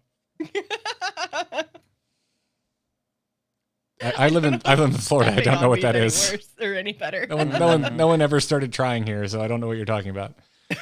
I don't want to get depressed again. Let's talk about something else. Let's talk about anything else. Luckily, I'm about to get another needle in my arm soon, so. Same. Yo, wait, are you getting your second dose this week? I'm getting mine on Wednesday. No, I got a couple weeks left, but now I can just be really perturbed at the old lady sneezing on my oranges in the produce section for normal reasons, as opposed to, added anxiety. Hey, this really got off the rails. Are we really going to leave this without extolling the virtues of Kulkar Pack Runner and how it is one of the most fun cards I have interacted with in years? I love this card. I love playing with this card. I love making little 1/1 hyenas. It's so good. It's gibberling with Rush. Mm-hmm. Like, it's just so good. And every time I play it, Garrett, this is why I couldn't promise you earlier I'm not going to do the Batman voice, because the Kulkar voice and the Batman voice are very similar. And every time I play it, these are Kulkar lands. You have to say it. If you don't say it, it's not the same. I usually just say, "Oh, you made a big mistake," when I drop this card. I mean, I think it's a really, really good card, and it's kind of nice to have, again, like, those are little rushing dudes, not little charging dudes. So it kind of like, again, lets you do a little bit of board control, even though you would think you wouldn't want to board control, but it kind of helps to shore up those matchups that wouldn't be great otherwise. Yeah, the conversation took a different turn when you were talking about how you were learning, like, no, I just never trade. Make them trade for me. What am I doing? But I was gonna come in and talk about Kulkar then, but you guys kind of took it in a different direction. But yeah, like, you can diet control the board, like control the board light, because what else are you gonna do with your 1/1 Russian hyenas?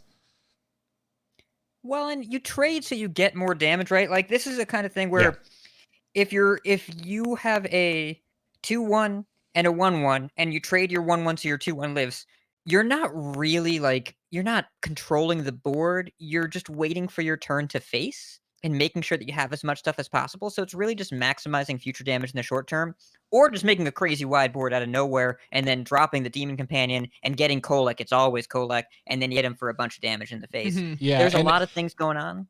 I consistently found one of the biggest roadblocks for me to a win was Talon Forging coming down. I'm like, I'm ready to Rhino. And it's like, oh no, it's Divine Shield. If I need to pop the Divine Shield. And the 1/1 hyenas are like always my ticket to getting that Divine Shield taken care of. Even you have to do it the hard way with Wound Prey. Like, that's pretty okay. Yeah. But my favorite way to bypass Talon Forging is for my imprisoned Felma to wake up and be like, hey, Talon, how's it going? Face! And just bop right over and smack him. I must have played 10 or 15 games before I saw either mine or my opponent's Felma go anywhere but face, to the point I had to read the card. And I'm like, no, it definitely says random enemy. It's just that even when there was like 3 or 4 things on the board, it was like face. It's Felma knows what he wants. I crafted mine in gold and they go face more often. That's how that works. Yeah. Just trust me, I'm a doctor. But yeah, there was a rumor thread on Reddit for a while that alleged that Felma worked differently than other RNG cards, that it was a 50-50 chance to go face or hit minions, and then it calculated the minion. And of course, if you're programming the game, you're not making a new random way to tilt people and not put it on the card. It works the same way as every other card. But when that goes face, and against mages, it's a 2-mana Pyroblast. It wakes up and it's like smack, and then next turn they can't do anything, so it's like smack, and then they can finally like combustion it or whatever, and you're like, all right, It's already done its 10 damage. Yeah. Yep. Good card, man. Good deck. Hey, Jinx. Buy me a Canadian Coke. We've been doing this together for a while. It's so good to have you back. Right? Very, very good to be back. And again, thanks guys so much for holding down the fort while I was gone. You guys did a really, really great job. And Hat, I'm really glad to have you here permanently. It's going to be a lot of fun. Hey, thanks. I'm so glad to be here and so glad to do like podcast with you too. Like I liked hanging out with Garrett. I really did enjoy that. We talked about whiskey and made all kinds of inappropriate puns. But if you make an inappropriate pun and Joss isn't here to giggle, did it really happen? Did you really make a pun at all? I really missed out by not getting a Joss giggle sound clip before you left, Joss, because I would have gotten a lot of mileage off of it. Well, yeah, you just have to press it like literally every 10 seconds. pretty much. I can do that. My soundboard is so active. I have so many sounds on here that I'm avoiding just impulse pressing. There are so many. Like this one. All right, just one. I'm just gonna treat myself. Cora suggested an idea, or someone on Reddit, of when Rattlegore gets smaller, it should have a tinier noise. So this is the 1-1 Rattlegore.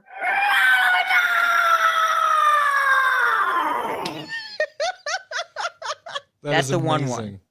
It's a very so small. good. I have the halfway size and the full size. So like over the course of an episode, the Rattlegore can shrink. Garrett, these services are now freely available to you.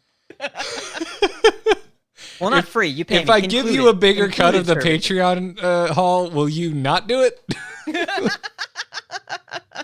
I'll take your suggestion under advisement. Okay. All right. Sounds good. Well, I think it's gonna wrap it up. We're getting to the end of the show here, everybody. We'll have a link to the deck list. At the moment, it is the second most played Hunter deck list on HS Replay. If you're trying to go and find it. But I'll throw a link in there. Or there already is a link in the notes. If you've never checked out the show notes before, there are a Google Docs link at the bottom of the blog post over at theangrychicken.com for every single episode. So if you want this for episode 413, go to the 413 post, scroll down to the bottom. There's a Google Docs link. You'll be looking at the same doc we do the show with. There's a lot of bullet points breaking down the invitational this week. That's the majority of the doc. But yeah. Anyways, it is going to be a long, heavy episode, and it did not disappoint in that way. But yeah, so keep your emails coming, everybody. I gave some warning to some of the Patreon messages that came in on DMs that we probably weren't going to be getting the emails this week as Justin was coming back, had hit legend. I didn't spoil that Hat was joining permanently, but we had a lot of announcements to talk about. We had some tumultuous news to get through.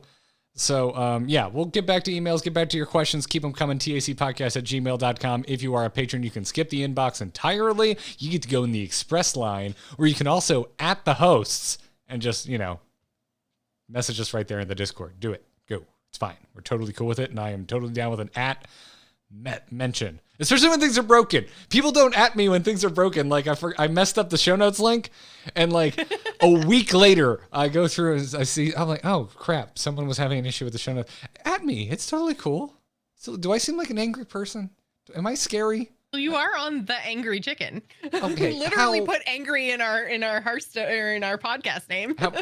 When have we really listened? Like, when have we really lived up to that name? Also, the angry chicken art, that's not an angry chicken. That's a confused chicken. We are very confused chickens. Yeah. Anyway, speaking of Patreon, check it out. If you like us, you want to support us. If you don't like us, but for some reason it cannot shake the feeling that you really want to give us money, check out patreon.com/TAC. Other than that, we want to definitely thank our Patreon producers, Declan H. Cheesy Bob, and our latest producer, Jeffrey Dronenberg. If you want to become a Patreon producer, we're running out of slots. Go to patreon.com/TAC. You can catch us live Monday nights. Time to be determined on twitch.tv/AMoveTV. But before we go, it feels so good to say this again. Jocelyn, where can people catch you? You can find me on Twitter and Twitch. I'm at Joce Plays. That's JOCE Plays. And if you'd like to check out my general gaming podcast, you can do so over at The Gamers Inn. Ridiculous Hat as a perma host of The Angry Chicken. When you're not being the angriest of chickens, what other 17 Hearthstone podcasts can people find you on? All right, I'm a top 3 angriest at best. I could not compete with either of you for first place. But you can find me. Gosh, I do a lot of podcasts. Here, amove.tv. You can find me on Coin Concede, coinconcede.com, or we make the competitive side of the game more accessible to you. Also, founded by one Cora Songbird Hearthstone badass developer person. Also, by the way, speaking of Cora, it's Bee's first birthday. please wish Bee a happy birthday. She got for her birthday a dog charcuterie platter from a company named Corcuterie because it's corgi charcuterie. I didn't make this up. This is a real thing. I have no involvement. It's just a real thing that happened. I'm also on the Vicious Syndicate podcast over at vicioussyndicate.com, where we bring a more data-driven approach to the game. And Hidden Aspects, my Hades podcast, is on pause for a second, but I talk about Hades over there. Yes, Okay. Garrett, it's a real thing. Hat, here's what I'm going to do. I'm going to buy you the domain, subscribe to hat.com, and you're going to put all of your subscription information right there. How's that sound? Just go to my Twitter. It's all in my Twitter profile. And go. try not to read my tweets. It's a bad idea. Yes, Cora, we're talking about your dog. Your dog is adorable. The best dog. All right, The listen. best. Next to my dog, you have the cutest dog in the world. So your dog is fourth place because I have 3 dogs and they're all adorable. And it's a fact. If you own a dog, your dog is the cutest dog in the world, and everyone else's is wherever that comes down. Oh crap! Celestial on you have a Chihuahua as well. All right. Listen, I love you both. This is clearly the most controversial subject that was brought up today. So I'm going to. Yeah, you would rate dogs. Like, why did you start this conversation? I'm going to recuse Garrett? myself and just say, if you would like to find me when I'm not doing the Angry Chicken, I'm Garrett Art on Twitter. There were enough personal anecdotes, and I really wanted to clear the room. Let Joce say her piece. I made a good point about how I would like the world and communities to operate in terms of people just being dicks. Basically, don't be dicks, but like I have a little anecdote about growing up, going to punk shows, and how we used to handle people being terrible. Go see that tweet at Garrett Art, because that's how I would like to see communities policed. So, anyways, that's that. Send me your favorite ska band at Garrett Art. Go to amove.tv for this podcast and every single other one that I produce. I'll be doing Into the Nexus about Here's a Storm later this week. A brand new WoW Killer came out just last week. I talked to Taliesin about his thoughts on 9.1 PTR. It's all kinds of stuff. It's all at amove.tv. Go check it out. That's going to wrap it up for this episode of The Angry Chicken. Until next time, when all 3 of us will be here to talk about Hearthstone. Job's done. Job's done. Job's done. I'm going to throw my hat. Ah. That's my cousin. At least he caught it.